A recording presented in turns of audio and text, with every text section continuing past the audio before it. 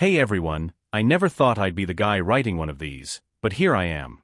My name's Jeff, 38, a banker with a good career, nice house, and until recently, what I thought was a stable marriage with my wife Lauren. We've been together since we were 16. High school sweethearts, the kind of couple people think will make it all the way. If you had asked me a year ago, I'd have told you I was the luckiest man alive. Then one random Tuesday evening, a song changed everything. I was driving home from work, flipping through radio stations, when I landed on some old country tune. I'm not even a country guy, but the lyrics hit me like a gut punch.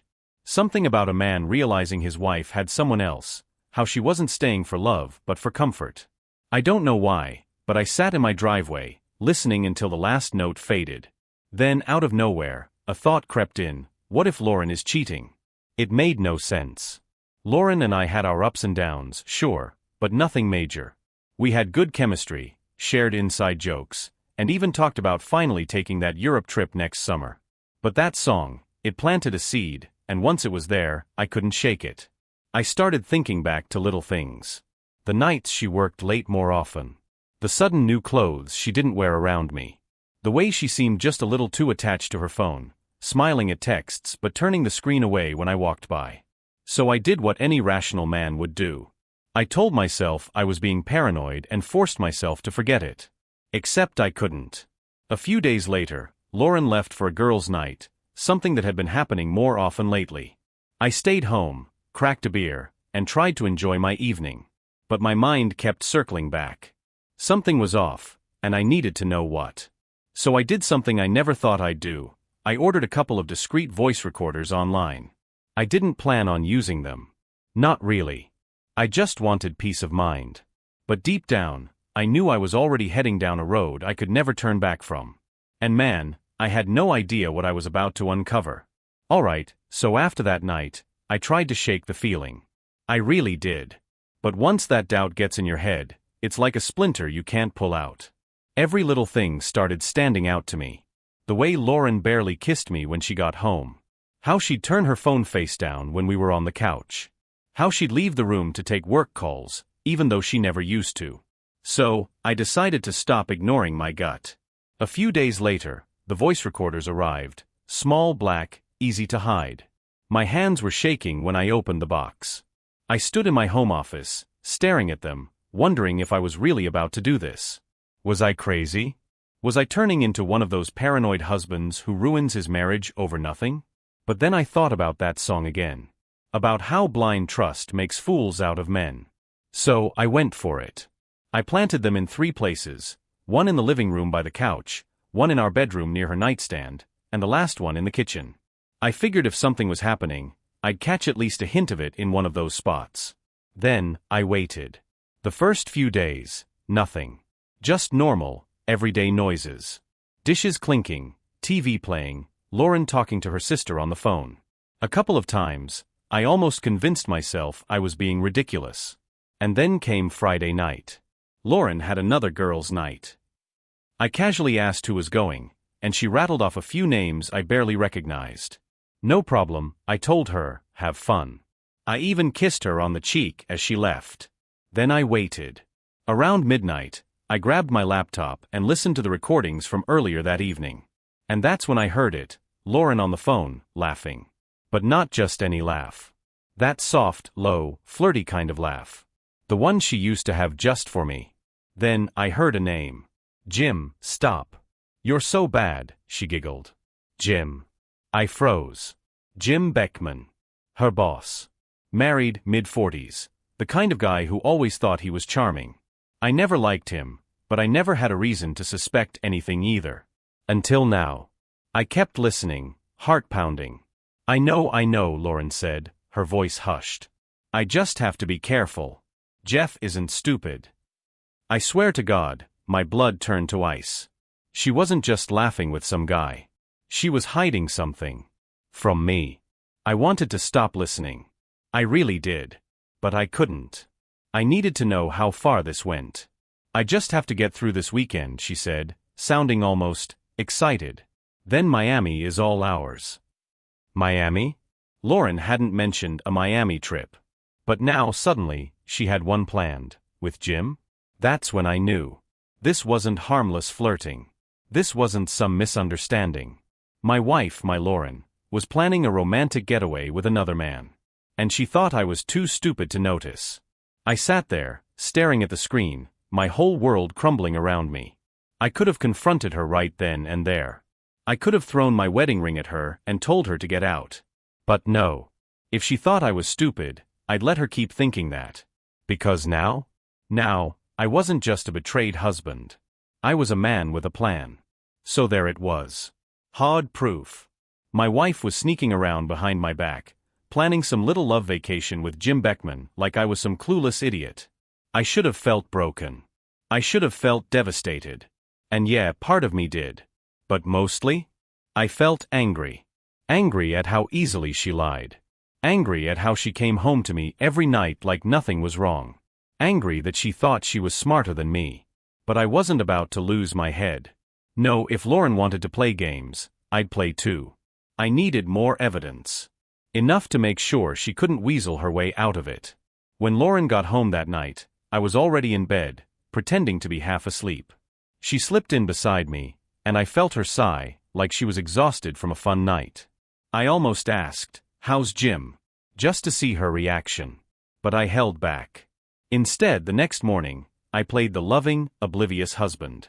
Made her coffee, asked her about her night, listened to her lie through her teeth. "Oh, it was fine," she said casually, sipping her drink. "Just the usual. Nothing crazy." Nothing crazy. My wife had spent the night giggling on the phone with another man, plotting her little getaway, and then had the audacity to sit across from me and act like everything was fine. That's when I decided, I wasn't just going to catch her. I was going to destroy her lies. Lauren was careful, but not careful enough.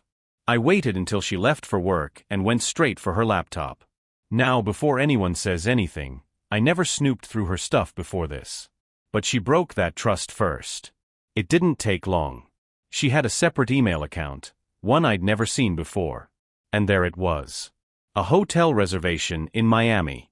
5 nights. King-sized bed. 2 guests. And Jim Beckman's name on the confirmation. I sat there, staring at the screen, my hands gripping the desk so hard my knuckles turned white. She wasn't just cheating. She was setting up a whole new life with this guy, right under my nose. And she thought I wouldn't notice? I printed everything. The hotel reservation, the confirmation emails, even a flight itinerary I found in her deleted messages. She'd booked her seat next to Jim's. Row 14, seats A and B. I wasn't just suspicious anymore. I had proof. Now that I knew when and where, I had to decide what to do next. I had 2 options. Confront her before she left, throw the evidence in her face, and watch her scramble for excuses. Let her think she got away with it, follow her to Miami, and catch her in the act. I chose option 2. Because here's the thing, Lauren was a liar. If I confronted her too soon, she'd find some way to spin it, cry, manipulate, gaslight. No. I wanted to see it with my own eyes. I called in a favor from an old client of mine who worked in private security. Got myself a high-quality camera and a hidden microphone. If I was going to do this, I was going to do it right. I even booked myself a seat on the same flight. Row 20, window seat. Far enough that she wouldn't notice me, but close enough to keep an eye on things. Then, I waited. For 4 days, I pretended everything was fine. I kissed her goodbye when she left for work. I listened to her tell me she loved me. I let her laugh, let her plan, let her think she was winning. She had no idea what was coming. The morning of her business trip, Lauren was all smiles. She packed light, just a carry-on, nothing too big. That alone told me plenty. If this were really work-related, she'd have her laptop, some folders, something. But nope. Just a small suitcase, the kind you take when you plan to spend most of your time in bed with someone else. I leaned against the bedroom door, watching her zip it up. Excited for Miami? I asked casually. She smiled, not even looking up. Oh, just another work trip. Meetings, networking, the usual. It was almost impressive how easily she lied. Almost. I kissed her on the forehead, told her to have a safe flight, and watched as she walked out the door, completely unaware that I was coming with her. An hour later, I was at the airport, dressed low-key, hoodie, cap, sunglasses. I kept my distance, watching from a few gates away as she met up with Jim Beckman. And just like that, all doubts were gone. The way she smiled at him? That wasn't a boss and employee smile. That was the way she used to look at me. She touched his arm, leaned in close, whispered something in his ear. He grinned, slid his hand to the small of her back, guiding her through security like they were together. I clenched my jaw so hard I thought I'd break a tooth. But I stayed calm. I needed to see it through. On the plane, I sat in my seat, watching them from a distance. She laughed at his jokes, rested her head on his shoulder at one point like she was just so exhausted. Jim, of course, ate it up. He looked at her the way a man looks at a prize he's about to claim. She wasn't my wife on that plane. She was his woman. And I was right behind them, documenting everything. When we landed, I stayed back, following them at a safe distance as they headed for a taxi. They got in, and I hopped into the next one. "Follow that car," I told the driver. I half expected him to laugh, but he just nodded. "You got it, boss." The ride wasn't long. They pulled up to a 5-star hotel, of course, because why wouldn't my wife and her married boss deserve the best? Jim grabbed their bags, and Lauren practically skipped inside, hand in hand with him. I paid my driver, grabbed my own bag, and walked in a few minutes later like I was just another tourist checking in. I didn't check in though. I didn't need a room. I needed proof. So I sat in the hotel lobby, pulled out my camera, and waited. And I didn't have to wait long. About 20 minutes later, they came back downstairs, all dressed up. Lauren wore a dress I'd never seen before, the kind of thing a woman wears when she wants to be seen. Jim had his hand on the small of her back again, guiding her toward the hotel bar. I followed at a distance, found a spot where I could see them clearly but they wouldn't notice me. And I started recording. I got everything. The way he leaned in too close. The way she touched his knee, laughing at whatever lame joke he was telling. The way he brushed her hair behind her ear, looked into her eyes, and then they kissed. Right there, in the middle of the bar, without a single care in the world. I turned off the camera. I didn't need more. I had everything I needed. And I felt nothing. No heartbreak, no shock. Just a cold, burning rage. Because now, it wasn't just about her cheating. It was about the fact that she thought she could do this right in front of me, right in front of the whole world, and I wouldn't notice. She thought I was stupid. And that was her biggest mistake. I sat there for a long time after they kissed, just watching them. Watching how easily she gave herself to him. The way she smiled, the way she leaned into his touch like he was the only man in the world. It was sickening. And the worst part? It wasn't just physical. She liked him. She looked at him the way a woman looks at a man she's falling for. I clenched my fists, forcing myself to stay calm. I wasn't here to lose control.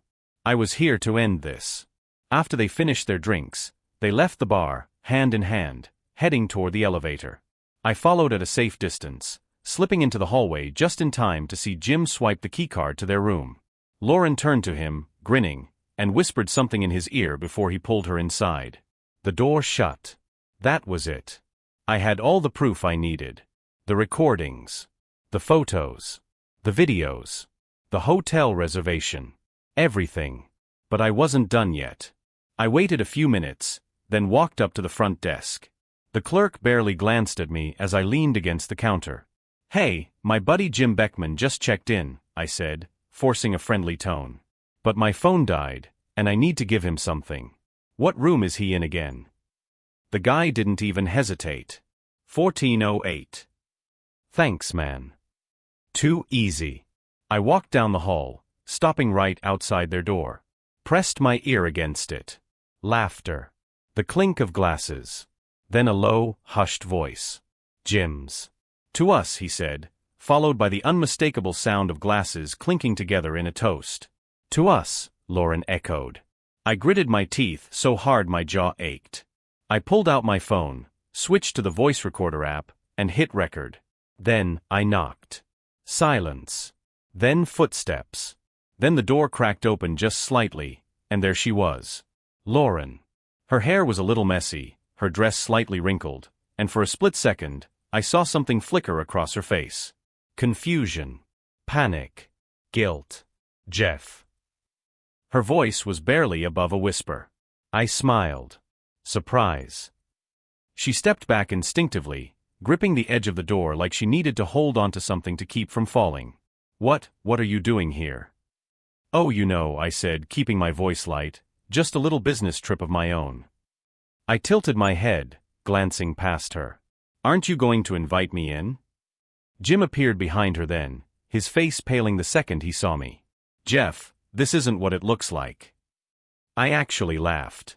Oh, Jim. It's exactly what it looks like. Lauren swallowed hard.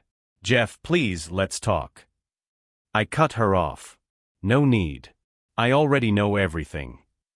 I held up my phone, letting them see the red recording light. And now? So will everyone else. Lauren's face drained of color. What do you mean? I didn't answer. Instead, I turned and walked away, leaving them standing there in their hotel room, their little fantasy crashing down around them. Because this wasn't over. Not even close. I didn't look back as I walked down the hotel hallway. I didn't need to. I could feel the panic radiating from that room, from Lauren and Jim, as reality started closing in on them. Let them squirm. Let them realize they weren't as untouchable as they thought. I stepped outside and took a deep breath of the warm Miami air. My hands were still shaking, my pulse hammering in my ears, but I wasn't going to fall apart. Not yet. I had work to do. I sat down on a bench near the entrance, pulled out my phone, and started forwarding everything. The photos, the videos, the recordings. First, to my personal email, where they'd be safe. Then to a few select people, Lauren's parents, Jim's wife, and a couple of close friends who needed to know what kind of person Lauren really was. I wasn't looking for sympathy. I wasn't looking for advice. I just wanted the truth out there. I was halfway through sending the files when my phone buzzed. Lauren. I let it ring. A minute later, another call. Then a text. Lauren, Jeff, please talk to me. I can explain. Explain? Explain what? The way she laughed with him? The way she touched his arm, leaned into him, kissed him like she had no husband waiting at home? There was nothing left to explain. A few minutes later, another text, this time from an unknown number. Jim, man, let's be reasonable about this. No need to overreact. I almost laughed. Overreact? These two had been sneaking around behind my back for who knows how long, and now that they were caught, I was the problem? I took my time before replying, making sure every word hit exactly where it needed to. Me, Jim, I'd love to be reasonable. But see, you made that impossible when you started sleeping with my wife. No response. Lauren kept calling, but I let it go to voicemail every time. I wasn't ready to hear her voice, not when I knew every word out of her mouth would be a lie, an excuse, an attempt to manipulate me. Instead, I booked myself a flight home for the next morning. I didn't need to stay in Miami any longer. The damage was already done. Back at my hotel, I poured myself a drink and sat by the window, watching the city lights. I should have felt something, grief maybe, loss. But mostly, I felt relief. Like a weight had been lifted, like I wasn't living in the dark anymore. The marriage I thought I had was gone, and honestly, maybe it had been for a long time. The next morning, my phone was flooded with messages. Lauren had left voicemails, each one more desperate than the last. She wasn't angry, she was pleading. Jeff, please just talk to me. Baby, I made a mistake. A terrible mistake. But we can fix this. Please. Don't do this. Don't ruin us. I was ruining us? That was rich. I ignored them, got on my flight, and headed home. Lauren would be back soon enough, and when she walked through that front door, she was going to find out just how much everything had changed. The flight home felt like the calm before a storm. I stared out the window, gripping the armrest, replaying everything in my head. Lauren laughing, touching Jim, kissing him like I never existed. Her fake texts, her pathetic voicemails, the way she panicked the second she saw me at that door. I thought I'd feel pain. Maybe even doubt. But no, all I felt was cold, focused anger. By the time I landed, my plan was set. I got home before she did and went straight to work. Her closet? Half empty. Suitcases? Lined up by the door. The framed wedding photos? Gone. I wanted her to walk in and know immediately that she wasn't stepping back into our home. She was walking into mine. I didn't text her. Didn't call. I wanted her to walk in thinking she still had a chance, thinking she could smooth this over with enough fake tears and apologies. She had no idea how wrong she was. It was late afternoon when I heard her car pull into the driveway. My heart was steady. My hands didn't shake. I stood in the living room, arms crossed, waiting. The door opened. At first, she didn't notice anything. She set her bag down, let out a tired sigh, then looked up. Her eyes landed on the suitcases. Then the empty spots on the wall where our pictures used to be. Her face crumpled instantly. Jeff, her voice was small, careful. I didn't say a word. She took a step forward. Baby, please, let's talk. I let out a sharp breath through my nose. Baby. Like that word still meant something.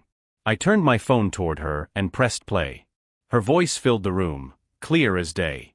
I just have to be careful. Jeff isn't stupid. Her breath hitched. I hit play again. Then Miami is all ours. She staggered back like she'd been slapped. Where did you get that? I tilted my head. Does it matter? She started shaking her head frantically. Jeff, it didn't mean. Don't, I cut in. Don't you dare stand there and lie to me. Tears welled up in her eyes, but I could see it, the gears turning in her head, scrambling for a way out. I swear, it wasn't what you think. Jim. He pressured me. He made me feel like I had to. I laughed. Oh, that's cute. So he forced you to kiss him in the hotel bar?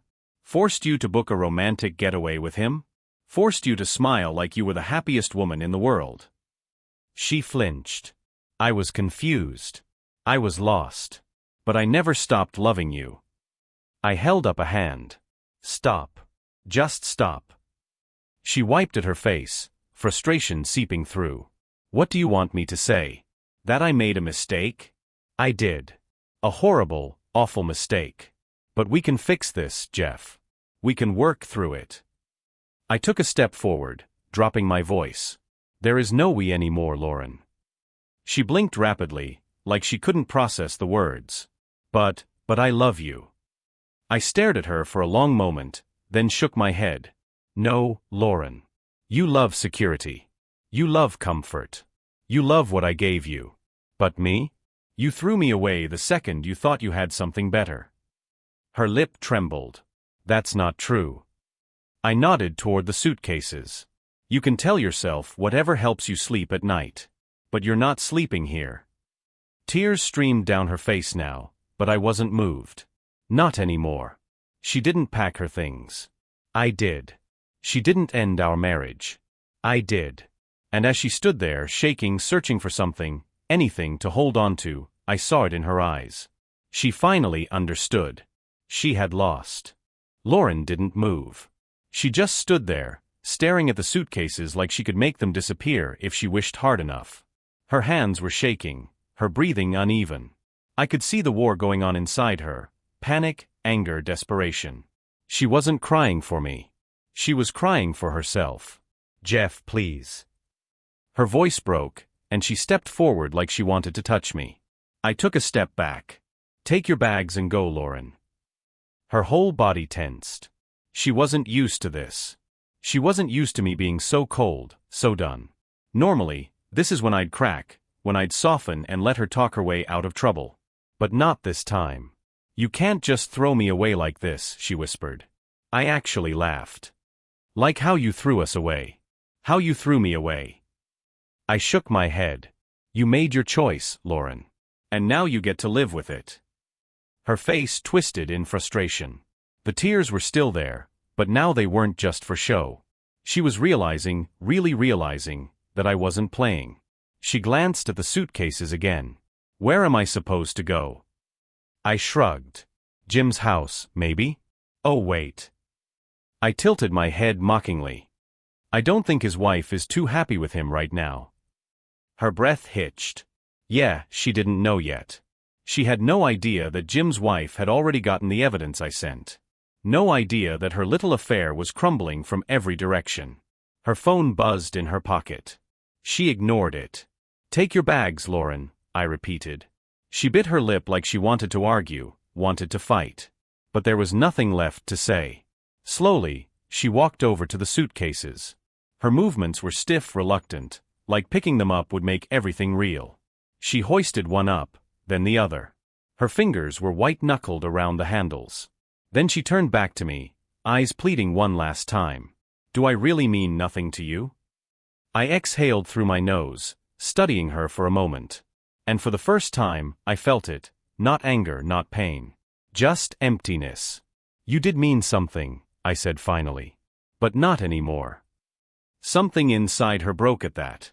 Her face crumpled, a sharp inhale escaping her lips like she had just been punched in the stomach. And maybe she had. Maybe, for the first time, she was feeling everything she had put me through. She opened her mouth, but no words came out. Then, after a long shaky breath, she turned and walked out the door. I didn't watch her leave.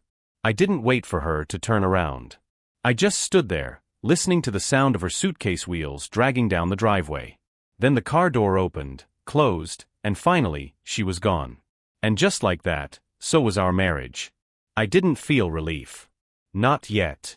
Just silence. A deep, hollow silence that filled the house like a thick fog. But I knew one thing. For the first time in a long time, the only liar left in my house was gone. The house was quiet after Lauren left. Too quiet. I stood in the middle of the living room, staring at the spot where she had been just minutes ago, where she had stood with her fake tears and desperate eyes, trying to convince me that what I saw, what I knew, wasn't real. But it was real. And now, finally, she was gone. I should have felt something, relief, maybe, or even sadness. But there was just nothing. A numbness that settled deep in my chest. I walked over to the couch, sat down, and just breathed. Then my phone buzzed. I expected another message from Lauren, another pathetic attempt to crawl her way back. But no, it was from Jim's wife, Melissa. "Melissa, I got the email. I just saw everything." I stared at the message, waiting for more. A minute later, another text came through. "Melissa, he swore it was just flirting.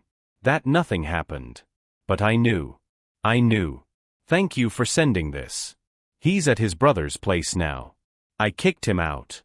So it was already happening. Jim's world was crumbling just like Lauren's. And that gave me the first real sense of satisfaction I'd felt in days. I thought about replying, maybe offering some words of support, but what was there to say? "Sorry you married a cheating piece of garbage?" Instead, I just sent back, "Me, you deserve better. Stay strong."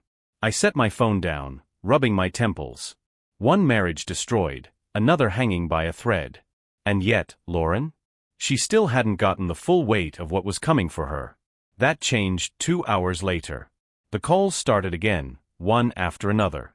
Lauren. Ignored. Lauren again. Ignored. Then a new number. I picked up this time. "Yeah." A frantic voice burst through the speaker. "Jeff? What the hell did you do?" Ah, there it was. "Nice to hear from you, Lauren." I kept my tone calm, almost bored. "How's your day going?" "You ruined me." Her voice cracked, breathless with panic. "You sent, God, Jeff, my boss called me in today. Someone forwarded your little package to HR. They know everything." I leaned back, staring at the ceiling. "Oh." Her breathing was ragged. "Jeff, please, this is my career. Do you have any idea what you've done?" I almost laughed. What I've done? Like I was the one who booked a Miami getaway to roll around in bed with my married boss? "You did this to yourself, Lauren." My voice was calm, steady. "Actions have consequences. You can't just destroy my life over a mistake," she shrieked.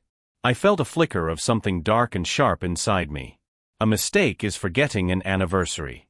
A mistake is spilling coffee on someone's laptop. What you did, that was a choice. Repeated.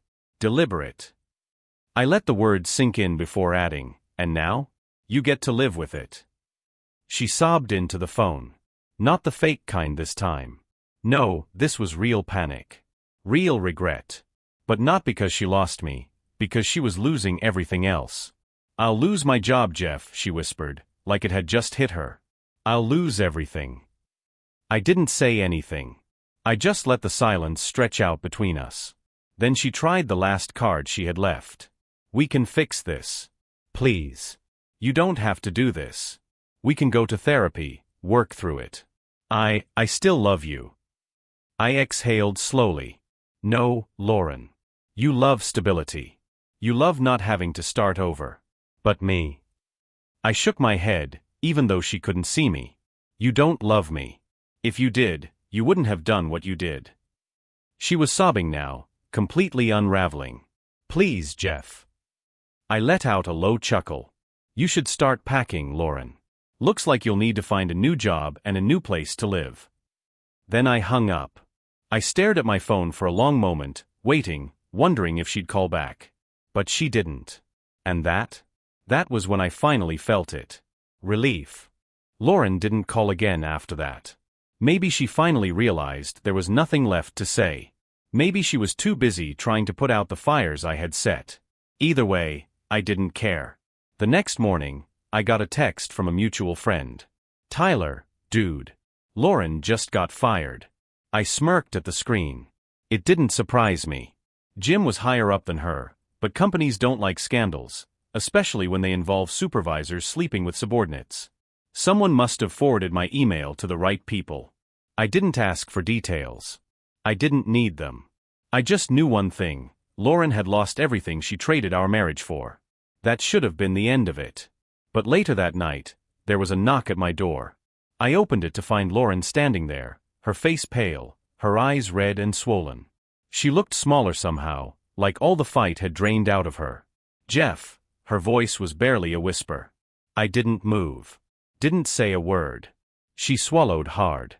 "I have nowhere to go." I stared at her for a long moment. Then, without a word, I stepped back and shut the door in her face. I stood there for a moment, staring at the door after I shut it in Lauren's face. I expected her to knock again, maybe scream, beg. But she didn't. I waited listening, but all I heard was a shaky breath on the other side before her footsteps retreated. I walked to the window and peered out. She stood on the sidewalk, arms crossed, staring at her car like she didn't know what to do next. It was almost pathetic. Just days ago, she had it all: her job, her affair, her little fantasy life with Jim. Now, she had nothing. A part of me thought this should have hurt. That seeing her like this should make me feel something. But I didn't. Not anymore. I turned away, grabbed a beer from the fridge, and sat down on the couch. I flipped through channels, not really watching anything, just enjoying the quiet. The peace. Then my phone buzzed. I sighed, expecting another desperate text from Lauren. But it wasn't her. It was Melissa. "Melissa, can we talk?" I raised an eyebrow. I hadn't spoken to Jim's wife since I sent her the proof. I wasn't sure what she wanted now, but I was curious enough to find out. "Me, sure. Call me." A few seconds later, my phone rang. "Hey," I answered, leaning back into the couch. Melissa let out a slow breath. "I just wanted to say, thank you for telling me the truth." I took a sip of my beer. "You deserve to know." She was quiet for a moment. Then she sighed. "Jim's staying at his brother's place. He swears it didn't mean anything, that it was just a mistake." I snorted. "Sound familiar?" "Yeah." She laughed bitterly. "I told him we're done. I already called a lawyer." That caught me off guard. That fast. "I don't waste time on liars," she said, her voice firm. "You shouldn't either." I nodded, even though she couldn't see me. "I'm not." "Good." There was another pause. Then she spoke again, softer this time. "Are you okay?" I thought about it. Really thought about it. "Yeah," I said finally. "I think I am." We talked for a few more minutes, mostly about logistics, how everything fell apart, how neither of us saw it coming. By the time I hung up, I felt lighter. But Lauren wasn't done with me yet. The next morning, I found her sitting on my front steps, looking like she hadn't slept all night. She stood as soon as she saw me. "Jeff, please. Just talk to me." I folded my arms. What's left to say? She swallowed. I messed up. I know that. But you don't have to do this. You don't have to throw everything away. I actually laughed. You threw it away, Lauren. Not me. Her eyes filled with fresh tears. I don't have anywhere to go, she whispered. Not my problem. Her face twisted, frustration seeping in. You're really going to do this? Just throw me out like I meant nothing to you. I tilted my head. Did I mean anything to you when you were sleeping with Jim? She flinched. I made a mistake. Stop calling it that, I snapped. A mistake is something you do once. You made a choice, over and over again. And now you have to live with it. She let out a shaky breath, her hands trembling. Jeff, I love you. I stared at her for a long moment. Then I shook my head. No, Lauren. You love what I gave you. And now that it's gone, now you're sorry. Her lip quivered. What do you want me to do? Beg? Cry? Tell me what to say, Jeff. Tell me how to fix this. I stepped forward, lowering my voice. You can't fix this. Tears slipped down her cheeks. I don't know where to go. Go to a friend's. Go to your parents'. Go anywhere. But you're not staying here. She searched my face for any sign of weakness, any opening to worm her way back in. But there was nothing. I was done. Finally, she let out a breath, shoulders slumping. Okay, she whispered. She turned, walking slowly toward her car. She opened the door, hesitated, then looked back at me one last time. I really did love you, she said, her voice barely above a whisper. I didn't answer. She got in, started the engine, and drove away. I watched until she was gone. And for the first time in years, I felt free. For the first time in a long time, my house felt like mine again. No more pretending. No more lies. Just quiet. Lauren didn't text, didn't call. Maybe she finally understood that there was nothing left to save. Or maybe she was too busy scrambling to fix the wreckage of her life. Either way, I didn't care. A few days later, Melissa texted me again. Melissa, I filed for divorce. He's still begging me to talk, but I'm done. How are you holding up? I smirked. It was strange, having someone else going through the same thing at the same time. Me, better than I expected. Feels good to be done with the lies. She replied almost instantly. Melissa, yeah. It does. I stared at the screen for a second before typing. Me, wanna grab a drink sometime? There was a pause. Then, Melissa, I thought you'd never ask. For the first time in weeks, I smiled. Maybe the end of my marriage wasn't the end of everything. Maybe, just maybe, it was the start of something better. A week after Lauren left, I met up with Melissa for drinks. It wasn't a date, not really. Just two people picking up the pieces of their wrecked marriages, comparing scars. She looked good, calm, collected. Stronger than I expected. We ordered whiskey, sat in a quiet corner of the bar, and talked. Jim tried calling me again today, she said, swirling her drink. Left some pathetic voicemail about how we could work through this. She rolled her eyes. As if I'd ever take him back. I smirked. Lauren pulled the same stunt. Funny how they only realize what they had after they burn it to the ground. Melissa studied me for a second. Do you miss her? I thought about it. Really thought. Then I shook my head. No. I miss who I thought she was. But the real Lauren? I don't miss her at all. She nodded like she understood exactly what I meant. Same.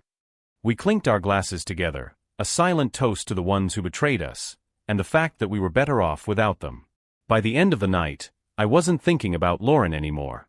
And for the first time in a long time, that felt really damn good. Melissa and I walked out of the bar together, the night air cool against my skin. For the first time in weeks, I felt light.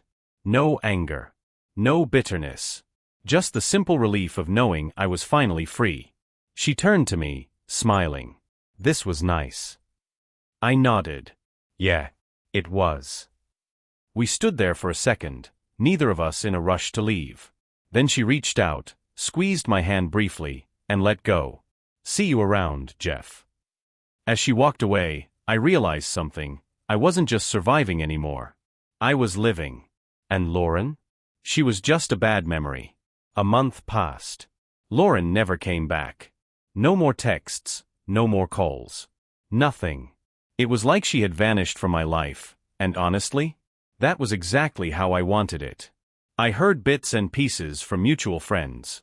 She was struggling, crashing on different couches, desperately searching for a new job. The company she worked for didn't just fire her, they blacklisted her.